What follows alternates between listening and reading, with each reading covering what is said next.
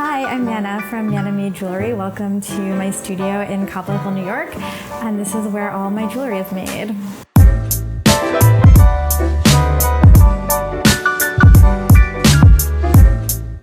I got my start to jewelry in Southern California and moved back to New York, where I'm from, and started working at a community metal art studio, Brooklyn Metalworks, and was mentored by the owners and some artists there. I grew up on Eastern Long Island, lived in Southern California for a while, so I feel like most of my pieces are inspired by the natural coastlines or just by everyday objects in the city, and I also recycle some vintage pieces. Being a one-woman show is sometimes challenging. I really love the production aspect and making everything. That's my favorite part of the whole process.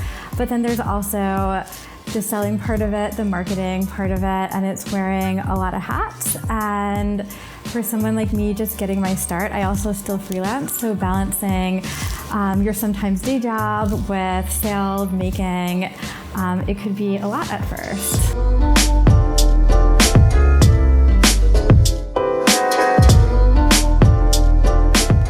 So sustainable sourcing to me is really important, whether it be where I source my materials from or sustainability in general as a practice in designing things that can be worn for your lifetime, that can be passed down through generations and be kept over longer periods of time. So many of my pieces start with raw precious metals or base metals, in this case brass, which these I source in the jewelry district in Manhattan here in New York. So the pieces that I fabricate start, depending on what you're making, with sawing off a piece.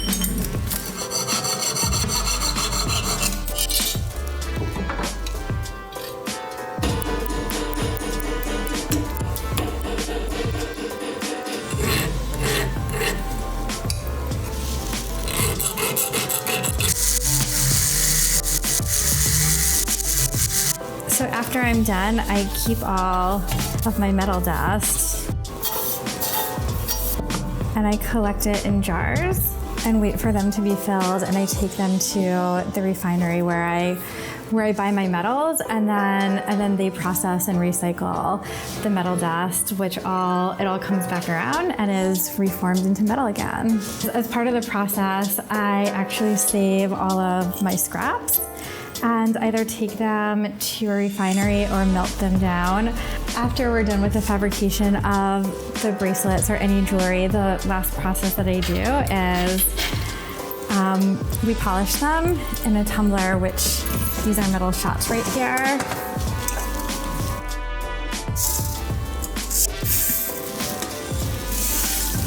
This soapy water is a natural way to clean the metal and make it shiny after the production process. This is actually some raw Amazonite stone, and this I sourced in Tucson at a gem show. What's neat about that is that you could meet all the suppliers and really learn where your stone is coming from. The process of making some of the stones that I use in my jewelry start with slab like this, and I saw it down, and then you can actually shape the stone into any shape using lapidary equipment.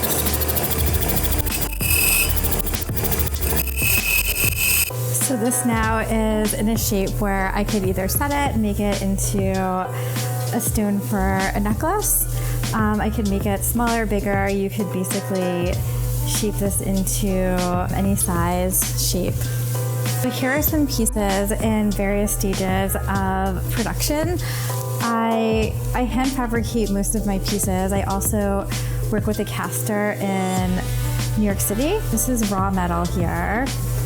As it comes back from the caster, I soldered on the earring post. This is what the finished product looks like. And in the process to get there, I sand, polish, and tumble these. So this is the process of cleaning and polishing the raw metal that comes from the caster and then is soldered. So I first sand it, and And these will go in the tumbler too to get polished. My biggest piece of advice for jewelry designers looking to become sustainable is to start with where you're sourcing your materials and to be sustainable along the way. So recycle your scraps, refine them, and reuse them. So I sell my jewelry in a store in Brooklyn, in Cobble here, right above my studio where I make my jewelry. And here it is right here, along with several other Brooklyn and New York City makers and designers. Bye, thanks for stopping by Amanda Made Jewelry.